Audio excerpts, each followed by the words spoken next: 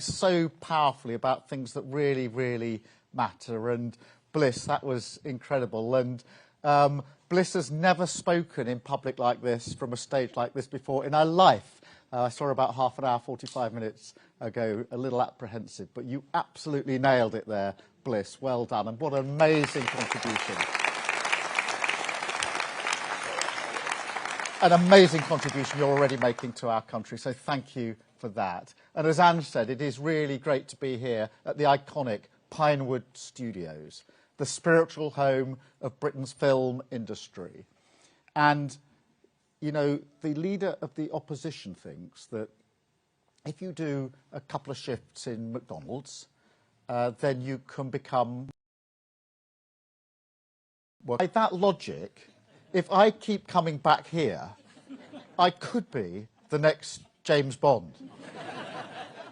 But this really is an incredible place. I'm sure you felt it when you came in. Countless Oscars produced here.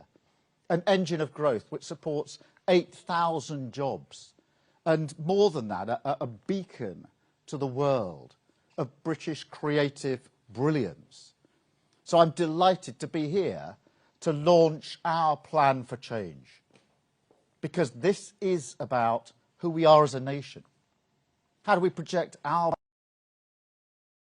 value, show our strength in an ever more volatile world, but also to show to the British people that their country can still do great things. And to be honest, not just great things, things that they should be able to take for granted, the basic functions of the state. Take the NHS mentioned earlier, because perhaps more than any other institution, it represents the bigger us. Millions owe everything to it, and 2 of them are here. My family, of course, no different. And I know I've said this before, but I would not be here without the NHS. It's the reason my mum was able to have children when she was first told, aged 11, that that would never happen. And that's because the NHS never gave up on her. And behind every single door in this country, there's a family with their own version of these stories. And yet here we are. The NHS, even the NHS, losing the trust of the British public, record dissatisfaction, unable to provide the timely care and dignity that Britain relies on, a precious contract between the state and the people, broken by public services in crisis, unable to perform their basic functions, broken by an economy that leaves millions working harder just to stand still, and broken by politicians who promised change and never delivered. Broken, but not beyond repair. Because one thing the British people do know in their bones is that this is a great nation. No matter how tough things are for their family and their community, they know that. And they're right. Because they recognise it in themselves. After all, in the last 14 years, they tightened their belts when they were told, we're all in it together. They closed ranks to defeat a deadly virus. And they never once wavered in their commitment to stand with Ukraine. And all they asked for in return was a government to meet them halfway. And there's hope in that. The hope of a government finally able to match their ambition with a credible plan for unlocking their potential.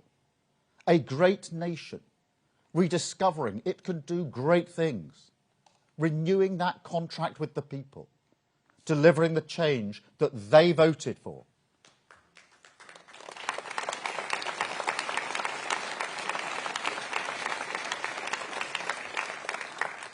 But that's the catch, isn't it? The purpose of this government is to make our public services and our economy work for working people, strengthen our country in a world that increasingly preys on weakness. It's a cause that demands nothing less than the full power of government. Yet that's precisely what's broken, isn't it? As I've said a number of times, fixing the foundations is like finding damp in your wall. You can paint over it and get the hairdryer out and dry it. All done that. Hope it goes away. Or you can strip it out, rip out the plaster, and deal with the problem once and for all. But unless we fundamentally reform the way government goes about its business, unless we first change how we try to change the country, then the hairdryer is all we've got. And this is a big job. Prisons overflowing, the NHS on its knees, a £22 billion black hole in our public finances, which, to put that in context, is nearly half of what we spend on defence of our country. Now, I don't want to use that as an excuse. I expect to be judged on my ability to deal with it. And the work of change has begun. £25 billion invested in the NHS. Asylum returns up 53%. The minimum wage raised by a record amount. Stabilising the economy, fixing the foundations, clearing up the mess so we can take the country forward with our missions. Now, that doesn't happen by accident. There's no investment in our public services without difficult decisions. No solution to the housing crisis without approving controversial development. And no taking our country forward without levelling with you honestly about the trade-offs we must face together. The path of change is long, it's hard, there are a few thanks in the short term. But mark my words, with this plan for change, we will stick to it, country first, party second.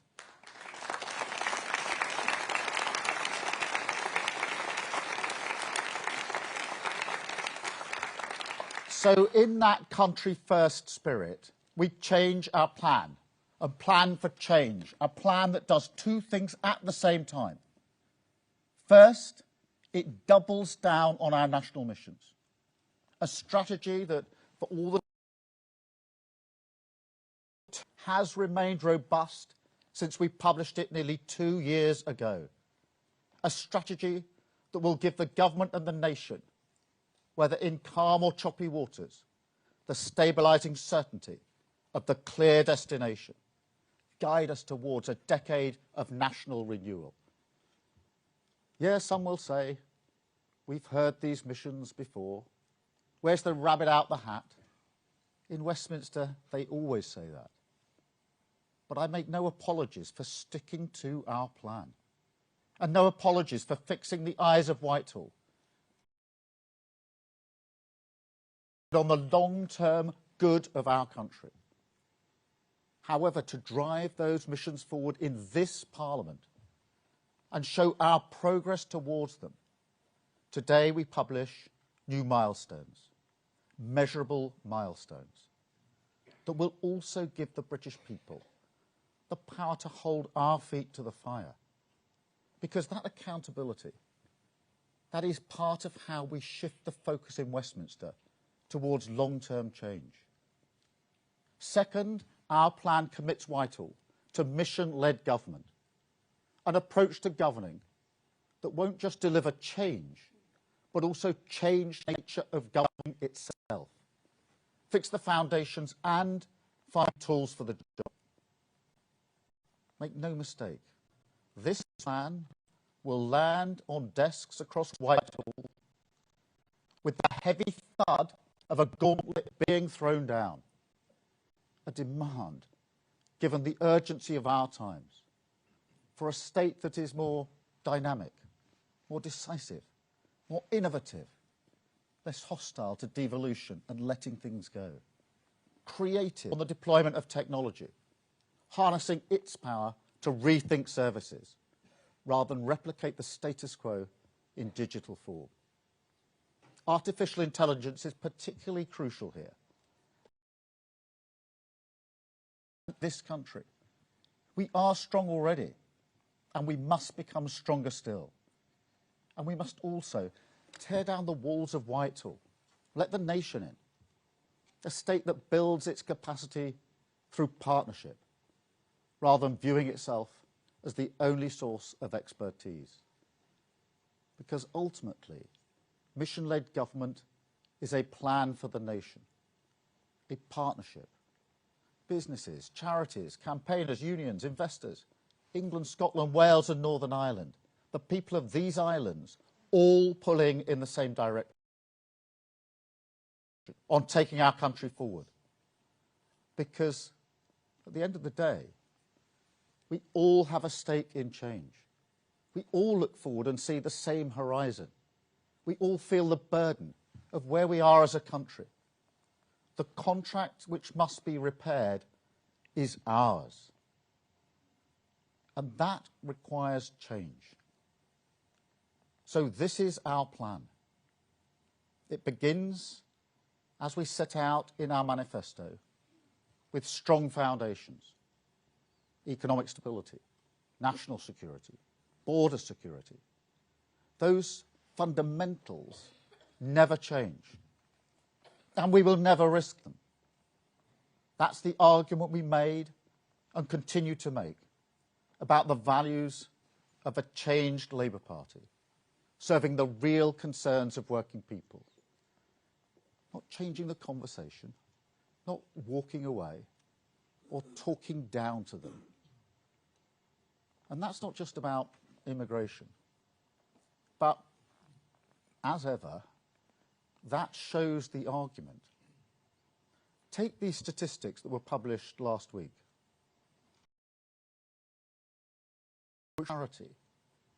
How the Tories lost control of immigration, opened the borders deliberately to cover up the extent of their economic stagnation. Zero regard for the damage to trust in politics. Absolutely unforgivable. Now, this government will reduce immigration, legal and illegal, because that is what working people want. And not just on migration itself, also the way that they want the economy to grow for them. That is absolutely the change. And we're not hanging around. We're clearing the asylum backlog, processing thousands more claims than when we came to office. Returns of foreign national offenders up 29%, on track for the highest overall number of returns for 6 years. That is what dealing with the problem seriously looks like. A much more meaningful deterrent than spraying taxpayers' money up the wall or the ridiculous Rwanda gimmick. And then, on those strong foundations, we rebuild Britain with our national missions, driven forward in the harsh light of accountability by the milestones for this Parliament.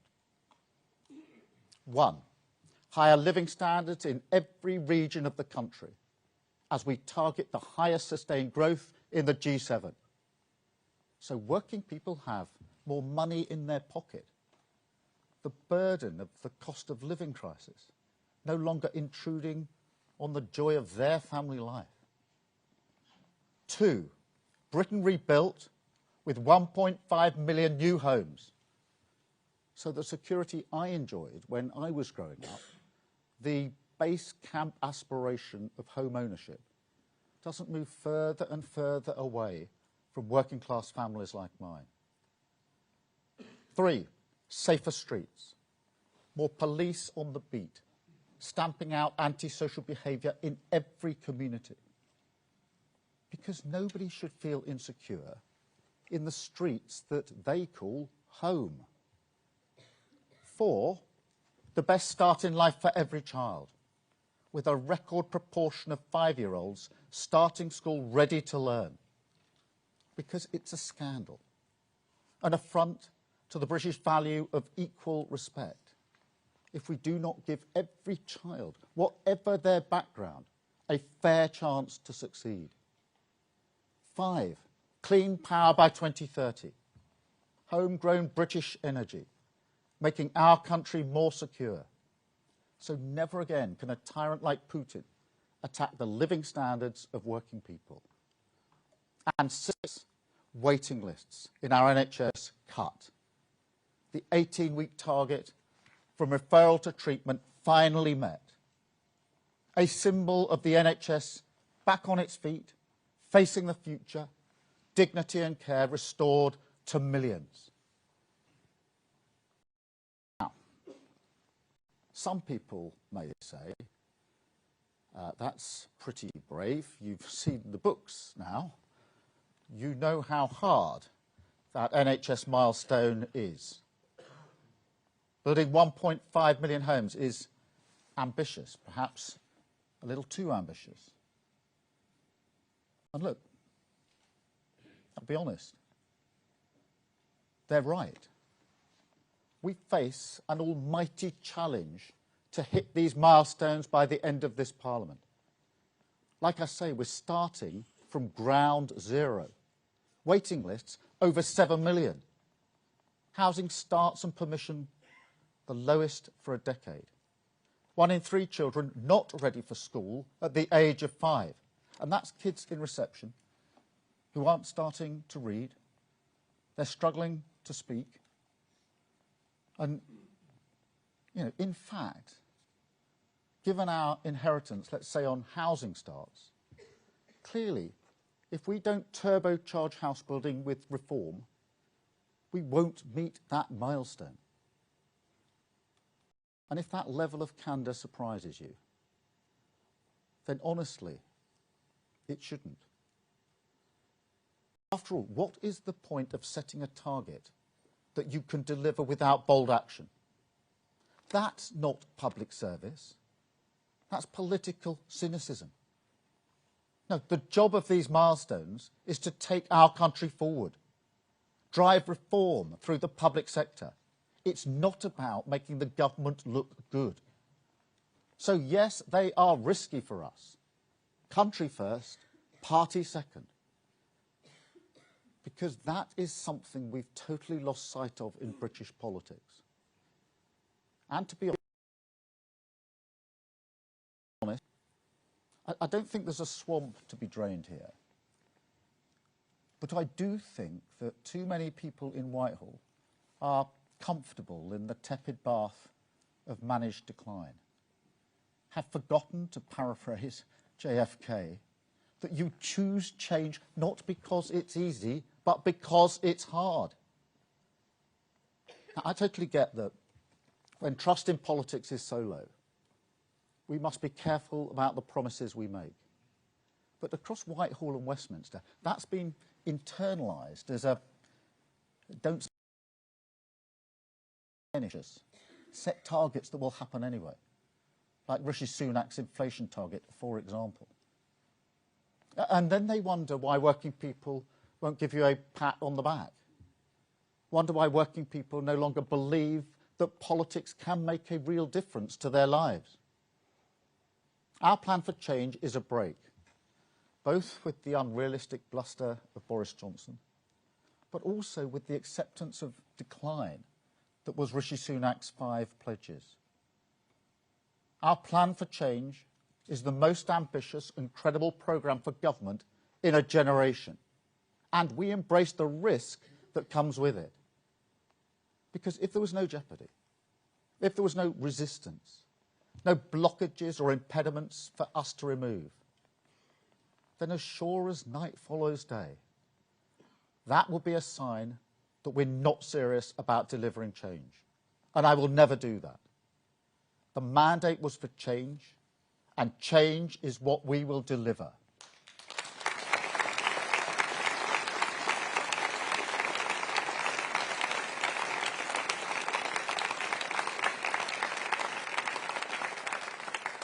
So to those who still need to hear it, change and reform are coming. That's what this plan means. Productivity in the public sector is 2.6% lower than this time last year, 8.5% down compared with just before the pandemic. Now, that would not be accepted in any other sector or walk of life. And I'm not going to subsidise it with ever-rising taxes on the British people. Take our neighbourhood policing guarantee as an example. That will deliver 13,000 extra neighbourhood police, visible on the beat, tracking down on antisocial behaviour, a named contactable officer in every community, a relief for millions of people scared to walk their own streets. That pledge is only made possible because we're matching investment with reform, standardising procurement, streamlining specialist capabilities like digital forensics, ending the madness of each of our 43 forces purchasing their own cars and their own uniforms. Or take our planning system, a blockage in our economy that is so big it obscures an entire future, stops this country building roads, grid connections, laboratories, train lines, warehouses, wind farms, power stations, you name it. A chokehold on the growth our country needs, suffocating the aspiration of working families. I mean, you walk around our country, you look at our infrastructure, and it is clear almost immediately that we have long freeloaded off the British genius of the past because we won't build a future. We haven't built a reservoir for over 30 years. And even the projects we do approve are fought tooth and nail and tooth until you end up with the absurd spectacle of a £100 million bat tunnel holding up the country's single biggest infrastructure project, driving up taxes and the cost of living beyond belief. And I tell you now, this government will not accept this nonsense anymore. We will streamline the approval process in the forthcoming planning and infrastructure bill. And driving through reform, I can announce another new target. Not just 1.5 million homes, but also 150 major infrastructure projects. A milestone that will triple the number of decisions on national infrastructure compared with the last Parliament.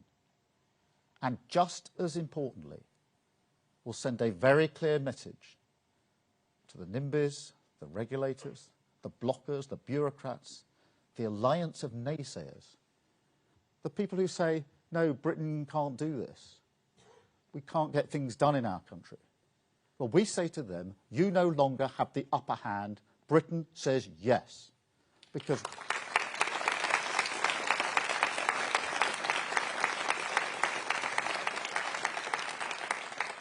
whether you like it or not, we are building a future for working people, making our country strong with stability, investment and reform.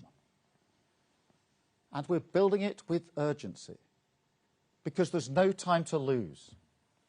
Everyone can see there's a growing impatience with traditional politics. Everyone can see how people are tired with those who fail to get the job done. Now, populism isn't the answer to Britain's challenges. Easy answers won't make our country strong. But nobody can deny that this kind of politics feeds off real concerns. In fact, that's the crux of the matter. People haven't become radical ideologues.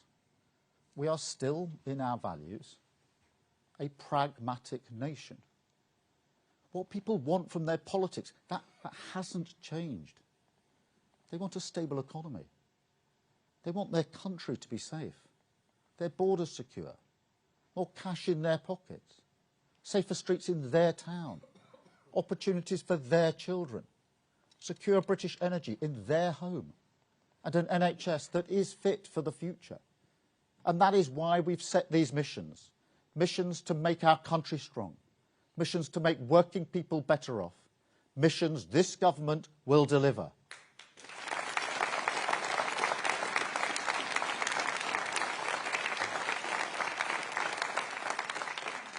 And I don't think these are unreasonable hopes.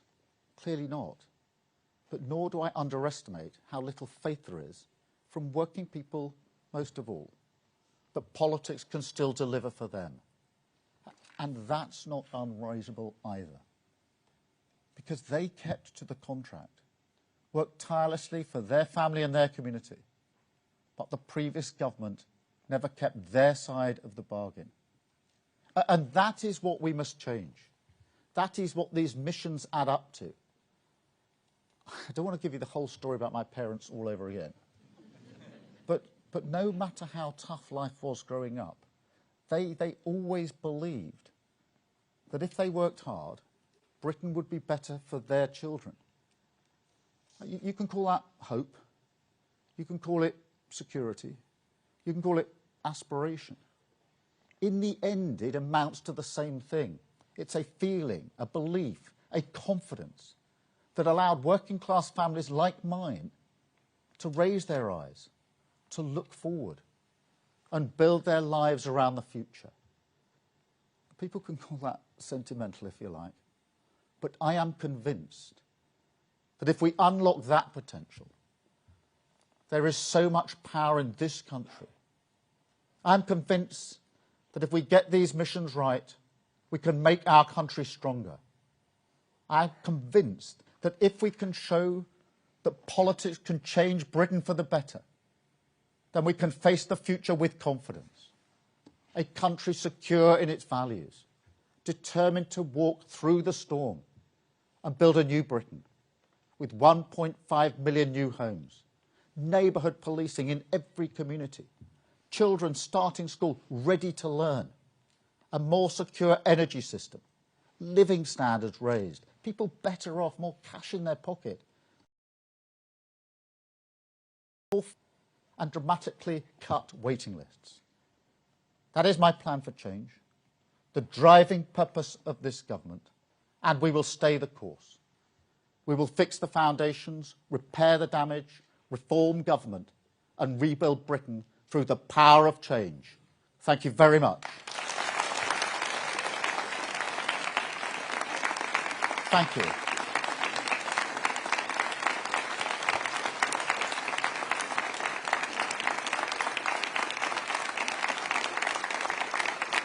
Thank you very much.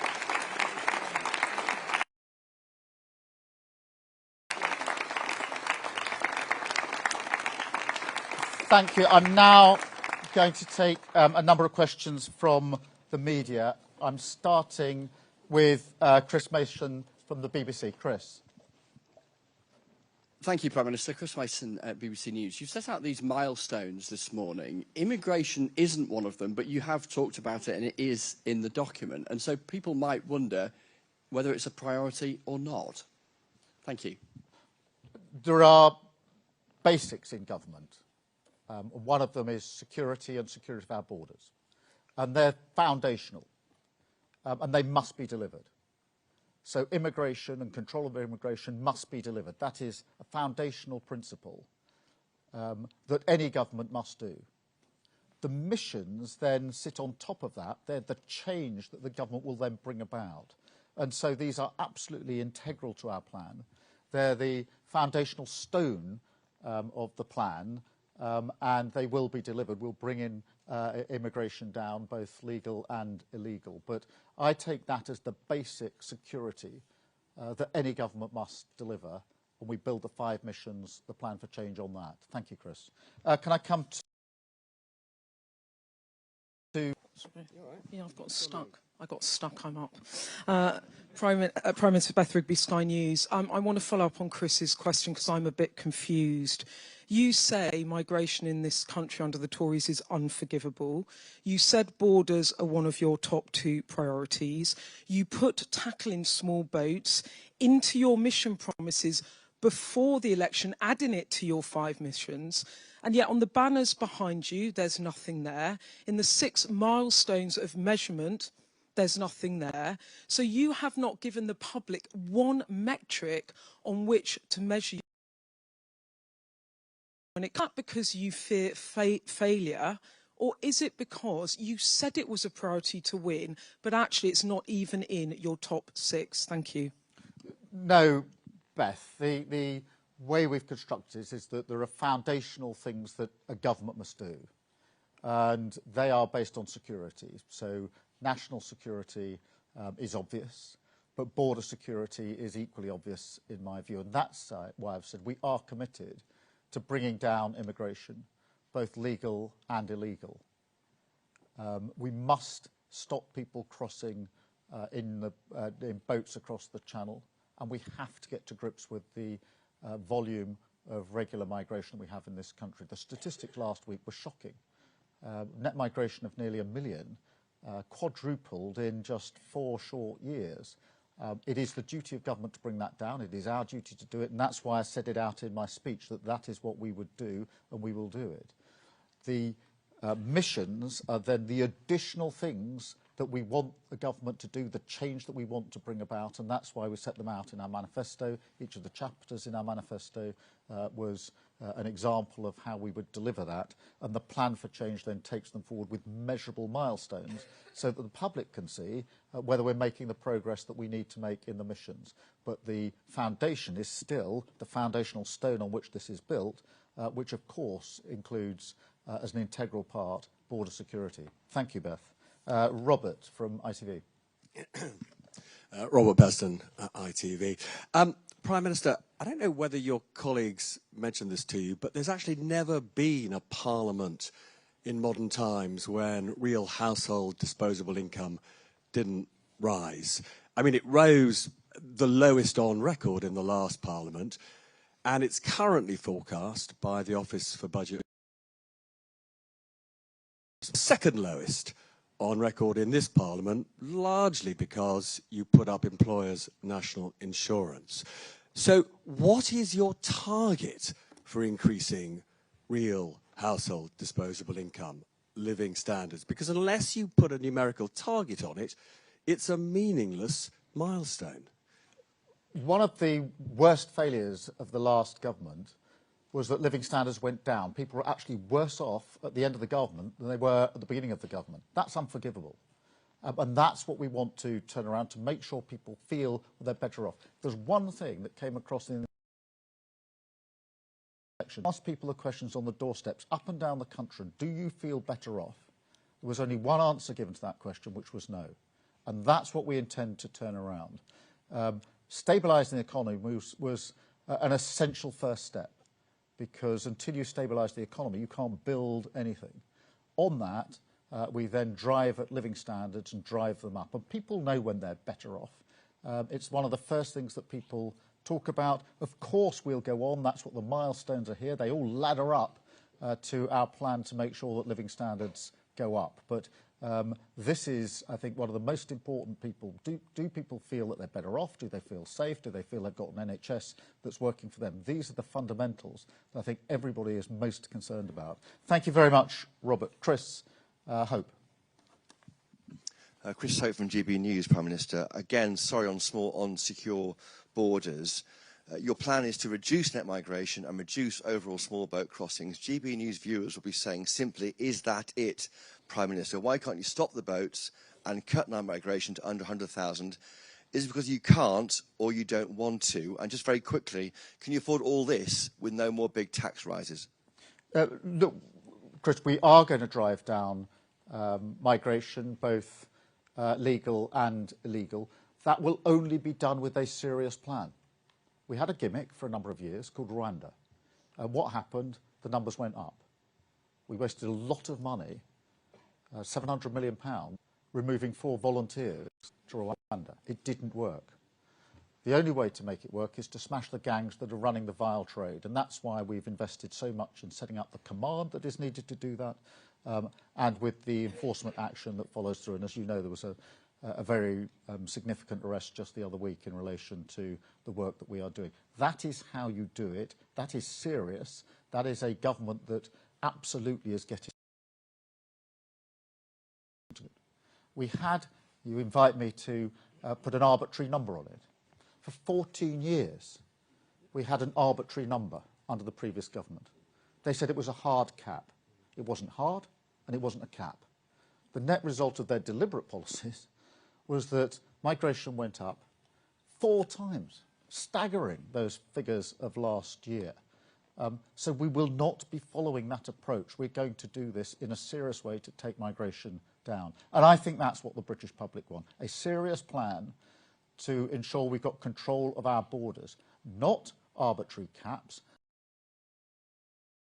One thing from the last 14 years is that they have the opposite of the desired effect. Thank you very much, Chris.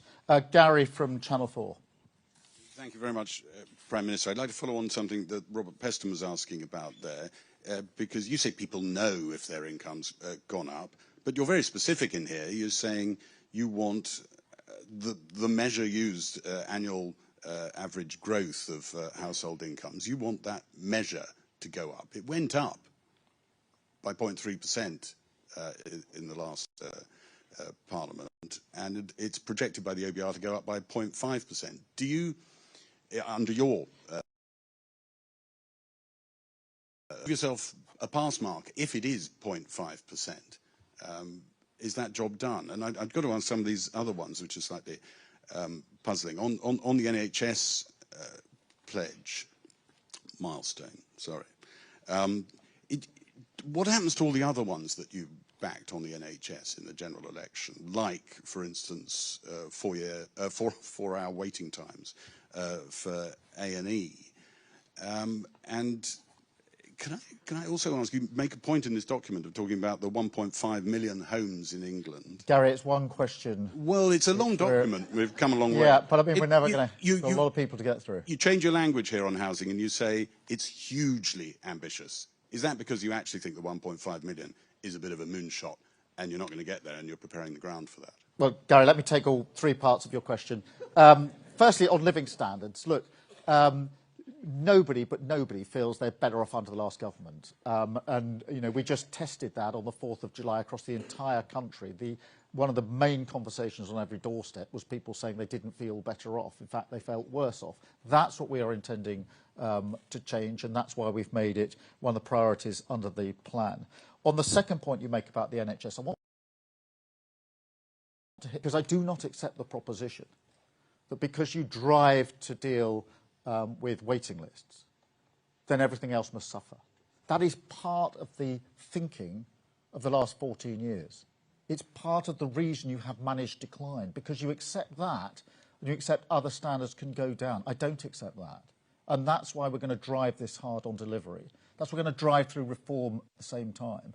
But the very idea that the moment you say, I'm prioritising one thing, that is permission to let go everything else, is completely wrong. It's part of the wrong thinking that we've had for years in politics, and I don't accept it for 1 minute, and it is not built into our assumptions. On the 1.5 million house, look, it is ambitious. It's huge. This hasn't been done for decades and decades. But we're going to do it. We're going to go for it. That's why we're going to take the difficult decisions. The reasons it hasn't been done is because people are too scared to take the planning decisions that were necessary. They talk the talk, but they didn't actually walk the walk. They didn't strip out the regulations that were needed, didn't get the skills in the right place. Yes, it's ambitious, and as I said candidly, it won't be met if we don't turbocharge this. But we can do this, and we're going to do this. It will be an incredible thing for so many people who need a secure roof over their head, somewhere of their own that they can own, and a massive driver of our economy. And again, I don't accept that by setting out clear priorities, somehow that's permission to either underachieve or not bother about other areas. That's part of the thinking that we intend to challenge and to change. Thank you very much, Gary. Natasha from LBC.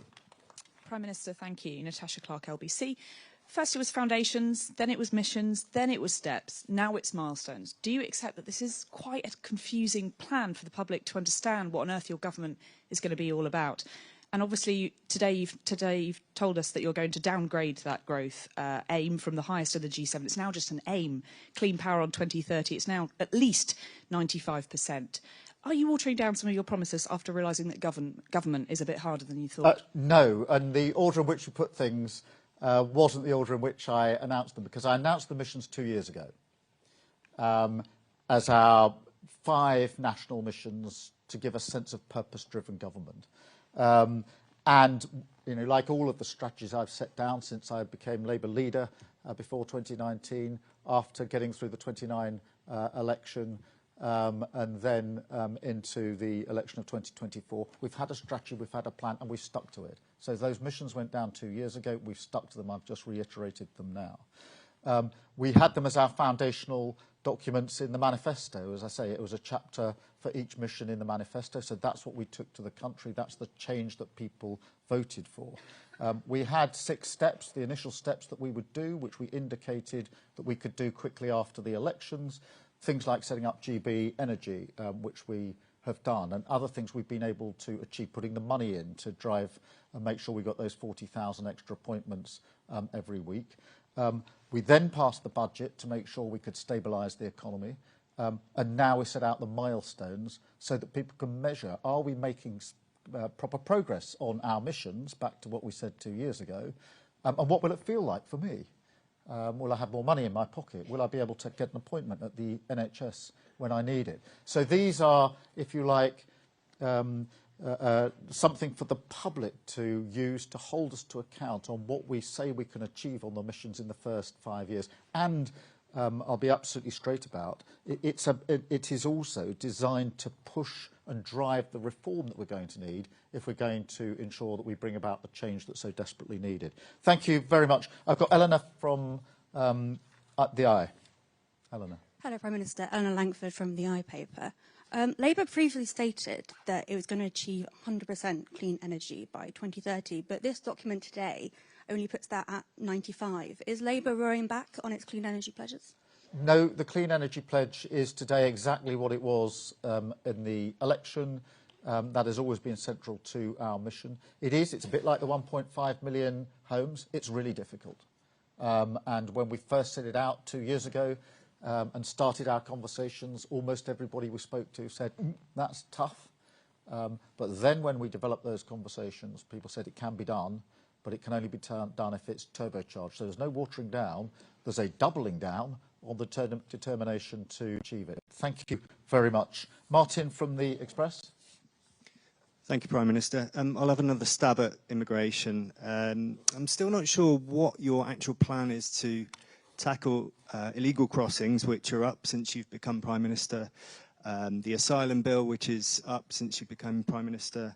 And Brian Bell, chair of the Migration Advisory Committee, said at the weekend that we should expect a norm of net migration of around 350,000 per year. Do you agree with that? Well, the only way to tackle illegal migration is to take down the gangs that are running it. They're making a huge amount of money in order to put people on boats across the Channel, and we have to take them down. That's why we've set up the Border Security Command. That's why we're striking agreements with other countries. That's why I'm investing a lot of my time face-to-face with leaders to make sure that that law enforcement is coordinated and we have collaboration. I've done this before. I was chief prosecutor for 5 years. We had then, in my time, to deal with terrorist gangs who were also operating across borders. We had to deal with gangs that were moving drugs and guns across borders.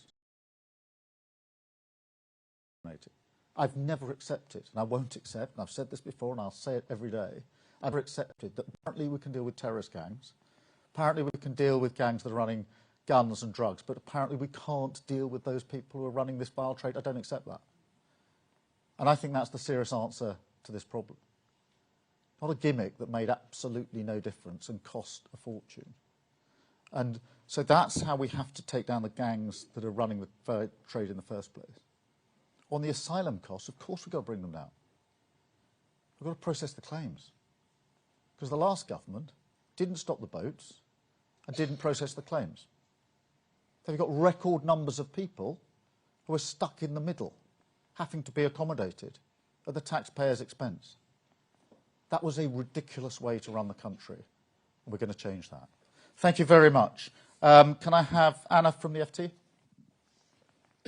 Hi, Anna Gross from the Financial Times. When you select six targets like this, there's obviously going to be an opportunity cost for other policy areas that aren't being targeted. None of the 6 milestones that you've selected here seem like levers that will actually drive growth. There's nothing on skills, on training, on transport, on driving investment into the UK. Has the government given up on prioritising economic growth? And just a second part of that, you also previously said you'd have the highest growth in the G7 by the end of this Parliament. Is that still the ambition? Firstly, let me push back on the suggestion that none of these have got anything to do with growth. They've all got everything to do about growth. If you can't get an operation and you can't get back to work, it has a massive impact on growth.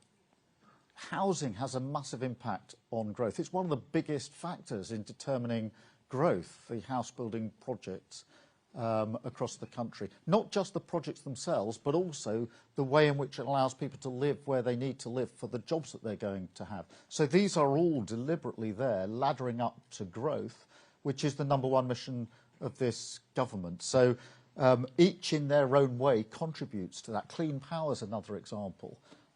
If you ask businesses, what's the thing that's really caused you the most problem over the last 3 years? Almost all of them will say very high energy bills. And so they are all there. They actually all ladder up to growth. On your second challenge that on the high sustainable growth, that's what I'm doubling down on today. But what we're putting in place is a milestone so people can sense, can know and measure and hold us to account as to how we're doing on that. Because growth is fundamentally important. It remains the mission. We double down on it.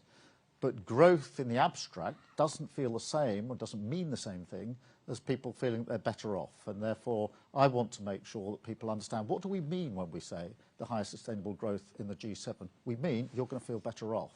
And so it's a milestone towards that mission which remains in place. Thank you very much, Anna. Ben from The Telegraph. Thank you, Prime Minister. Ben Riley-Smith from The Telegraph. Can I go back to that clean energy pledge? You seem to be suggesting nothing's changed, but I've got your manifesto here. It says 0 carbon electricity. That's 100% clean. Today you're saying 95% clean.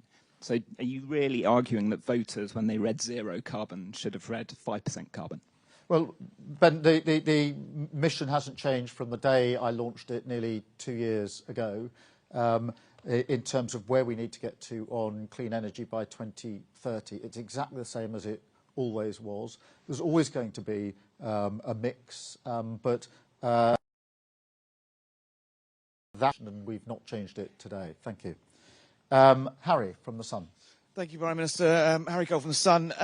When Rishi Sunak unveiled his 5 pledges, you mentioned them earlier, you accused him, and I quote, of failing to tackle the big pressures the country face by picking easy targets, achievable goals. But haven't you just done exactly the same thing? This is low-hanging fruit, isn't it? There's no migration, no living standards, totally woolly targets on NHS reform.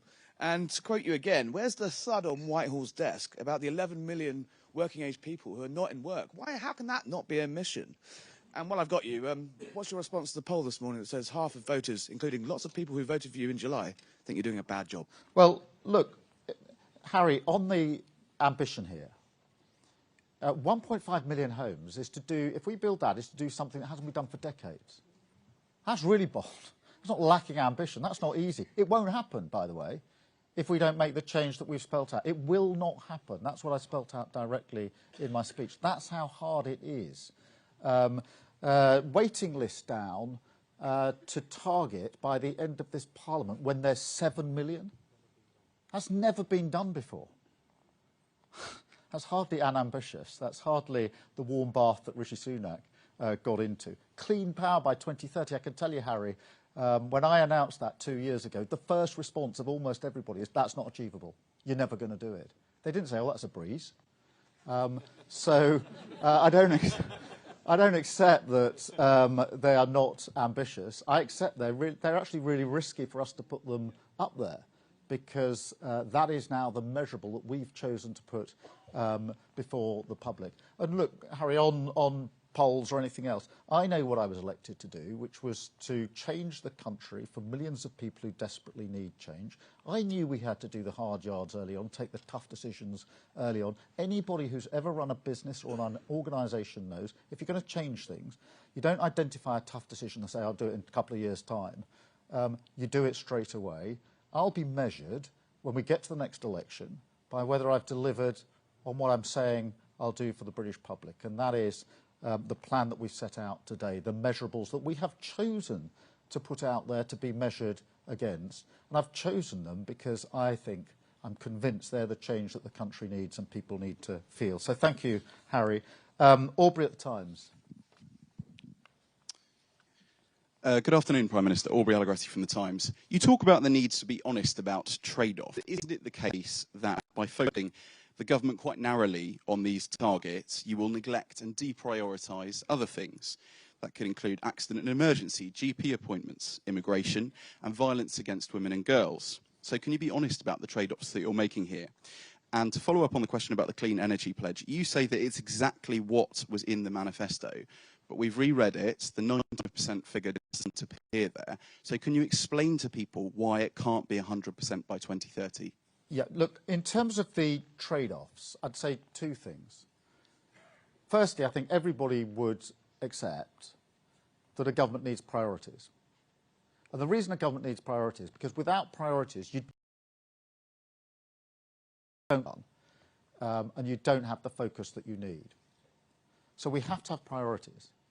Now, it is inevitable that as soon as you put priorities up there, somebody will say, oh, but why didn't you include this? Why didn't you include that? And you end up back where you started, which is without priorities at all.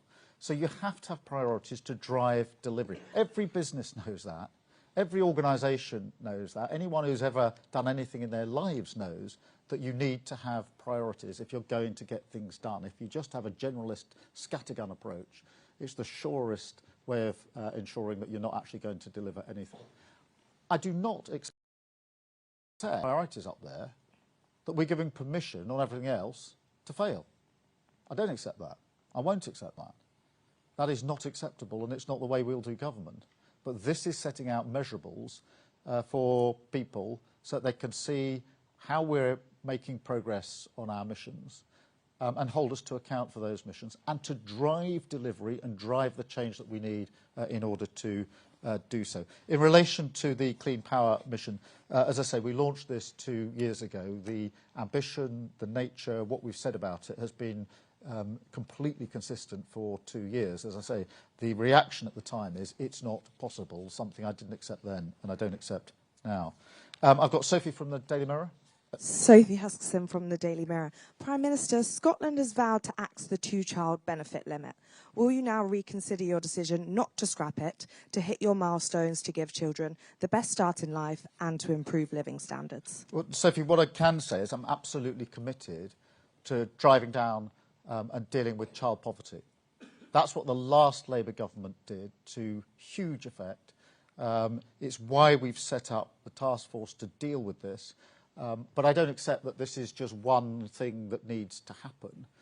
If you're really going to tackle child poverty, you've got to look at housing, you've got to look at health, you've got to look at education, you've got to look at so many aspects of a child's life in order to take it seriously and to bring it down. So I know it's easy to think there's one silver bullet, and if you just do that one thing, that will change everything. I don't accept that, but we've got a strategy that we're working on to ensure that we do what the last Labour government did, which is to drive down child poverty. Thank you very much. I've got Harriet from the Daily Mail.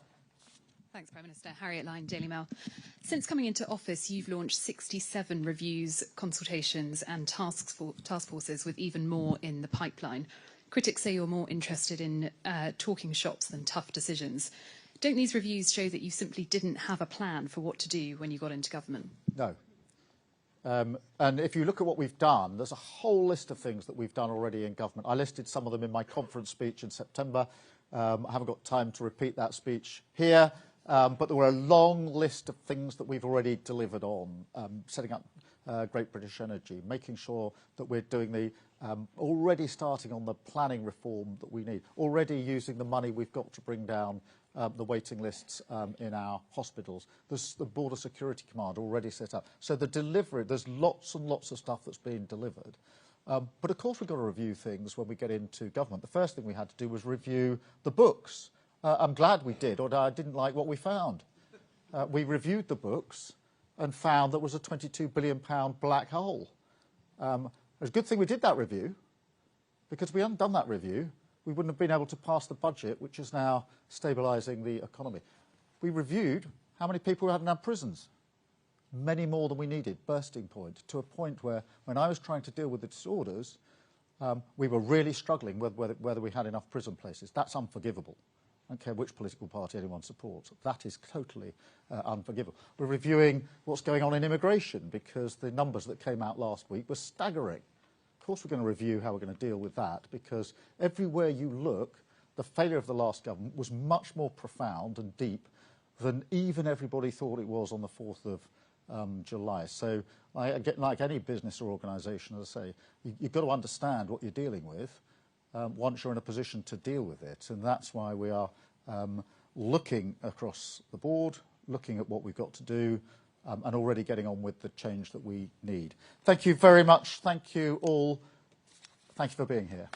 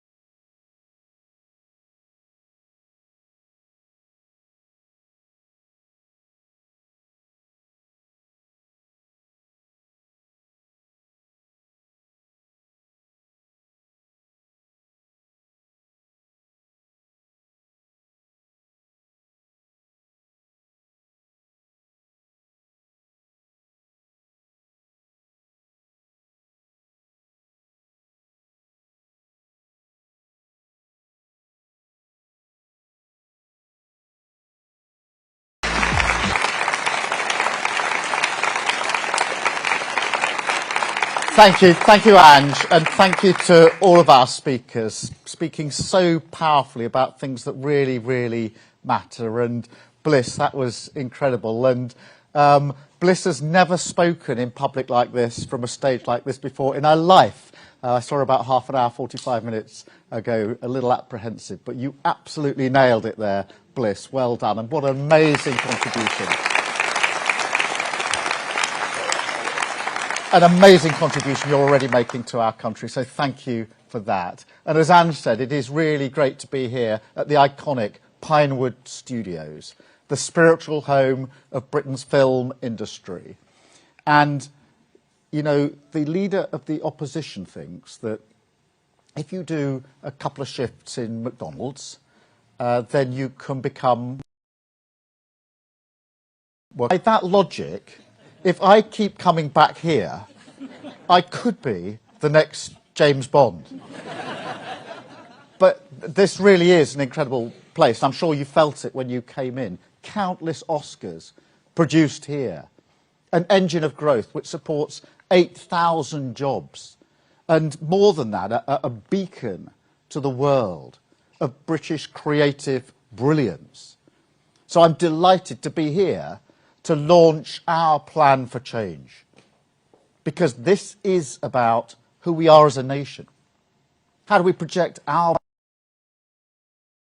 value, show our strength in an ever more volatile world, but also to show to the British people that their country can still do great things.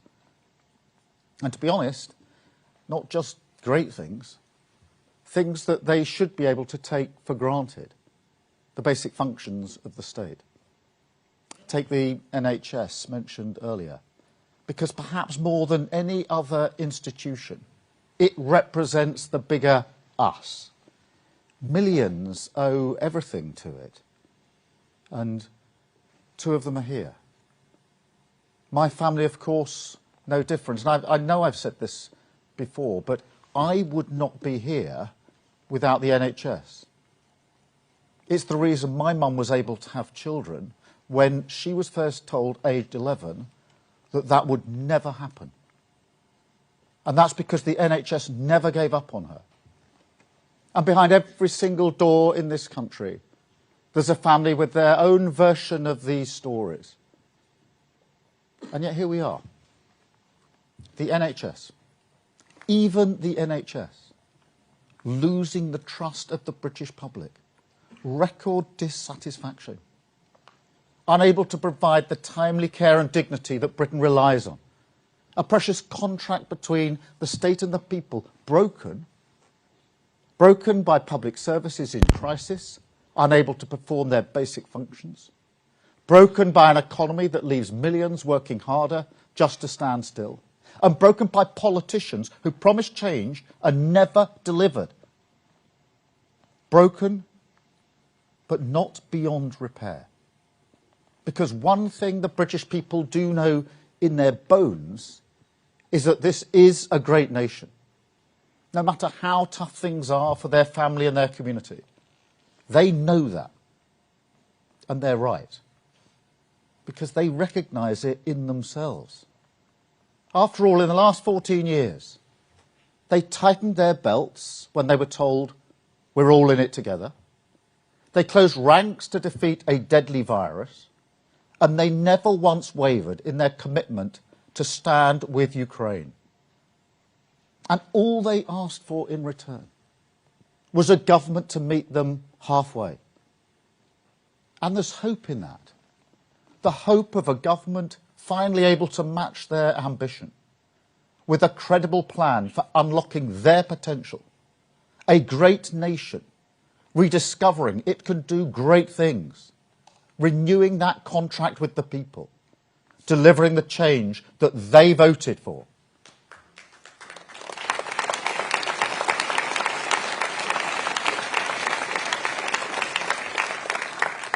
But that's the catch, isn't it? The purpose of this government is to make our public services and our economy work for working people, strengthen our country in a world that increasingly preys on weakness, It's a cause that demands nothing less than the full power of government. Yet that's precisely what's broken, isn't it? As I've said a number of times, fixing the foundations is like finding damp in your wall. You can paint over it and get the hairdryer out and dry it. All done that. Hope it goes away. Or you can strip it out, rip out the plaster, and deal with the problem once and for all. But unless we fundamentally reform the way government goes about its business, unless we first change how we try to change the country, then the hairdryer is all we've got. And this is a big job.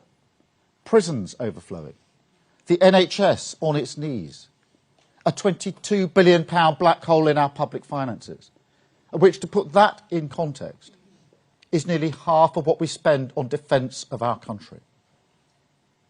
Now, I don't want to use that as an excuse. I expect to be judged on my ability to deal with it. And the work of change has begun. £25 billion invested in the NHS. Asylum returns up 53%. The minimum wage raised by a record amount. Stabilising the economy. Fixing the foundations. Clearing up the mess so we can take the country forward with our missions. Now, that doesn't happen by accident. There's no investment in our public services without difficult decisions. No solution to the housing crisis without approving controversial development. And no taking our country forward without levelling with you honestly about the trade-offs we must face together. The path of change is long, it's hard, there are a few thanks in the short term. But mark my words, with this plan for change, we will stick to it, country first, party second.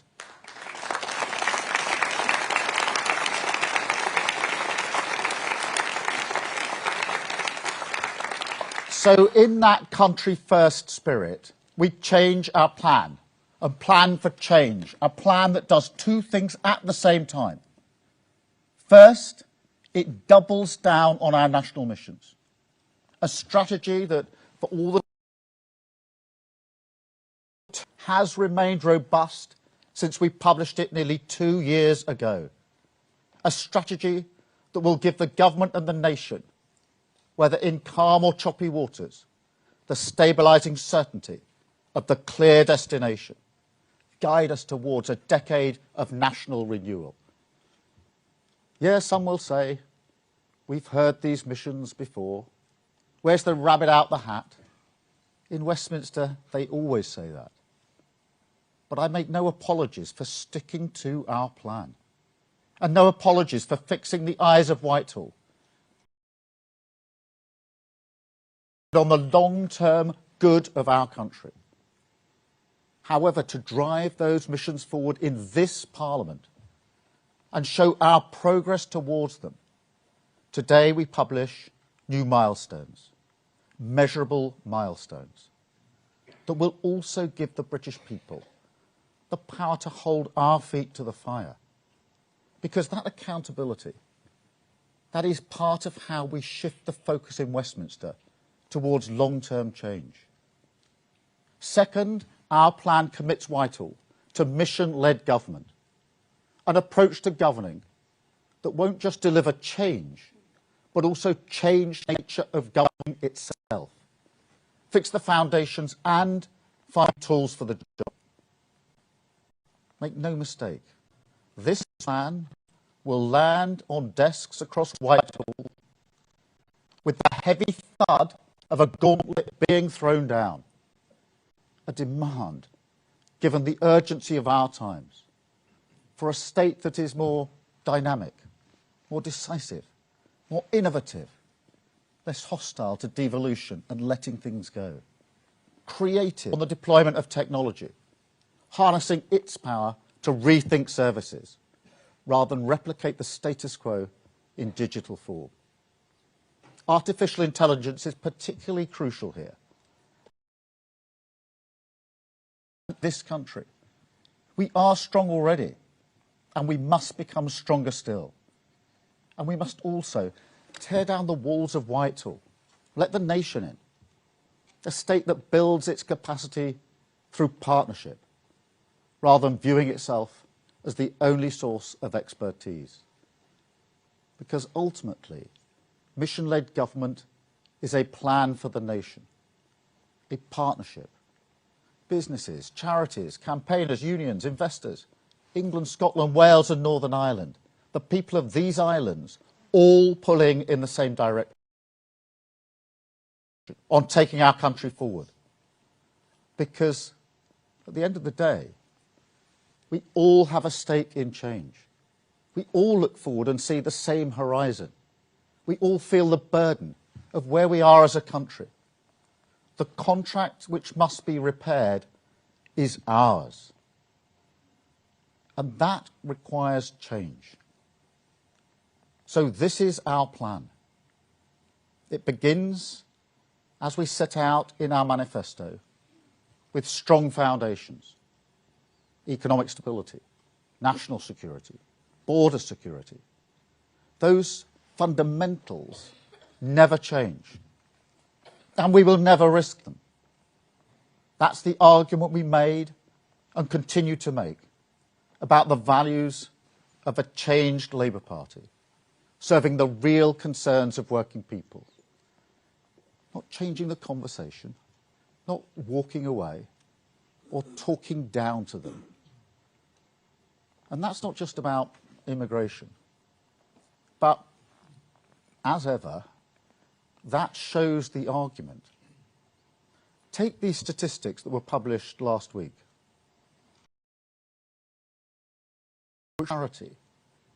How the Tories lost control of immigration, opened the borders deliberately to cover up the extent of their economic stagnation. Zero regard for the damage to trust in politics. Absolutely unforgivable. Now, this government will reduce immigration, legal and illegal, because that is what working people want. And not just on migration itself, also the way that they want the